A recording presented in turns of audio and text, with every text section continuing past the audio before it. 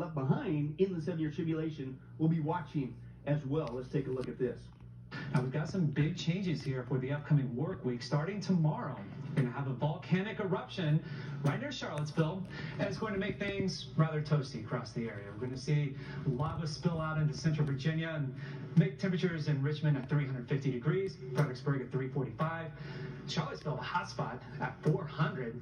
Not as hot off towards the tidewater. A little bit more comfortable with highs near 100 degrees. The reason why, we're going to have tidal waves moving in ahead of this. A global superstorm developing off towards the Atlantic Ocean. This thing is headed our way. We could see maybe about 100-200 inches of rainfall, wind gusts up to 1,000 miles an hour. Overnight it looks calm, but going into the weekend, there'll be some slight changes. Starting Friday, the southeast will see heavy rain and wind speeds topping 700 miles per hour.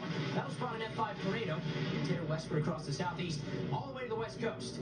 Now in the west, temperatures will look to decrease to about 300 degrees below freezing.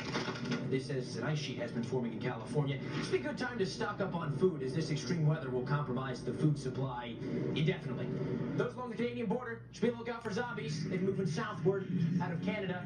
Saturday would have been a great day for beachgoers in the east, but looks like the avian flu outbreak and the recent zombie attacks keeping everyone indoors for a while. So don't forget to wear your masks and only drive during the daylight hours if you're driving along the I-95 corridor. Pastor Billy, you're just trying to be funny, Mr. Funny Guy, you Vegas guy. What are you, an entertainer? That's just a butt. Now, if you think I'm embellishing on that, I'm not. Crazy searing heat, volcanoes exploding all over the place, massive weather problems, even a drug-induced population acting like a bunch of zombies. That's all mentioned in the 7-year tribulation. In fact, let's take a jet tour. What's going to happen to those people who are left behind right after the rapture of the church? Here's what you're going to experience for 7 years nonstop if you even make it to the end. It starts with the seal judgments. That's the first seal, the white horse rider. This guy rides in on a false peace, right? And that's what, those nasty Christians are gone. That restraining influence is gone. Yay, we can finally party and do what we want. We built utopia. And boom, he shows his true colors real fast.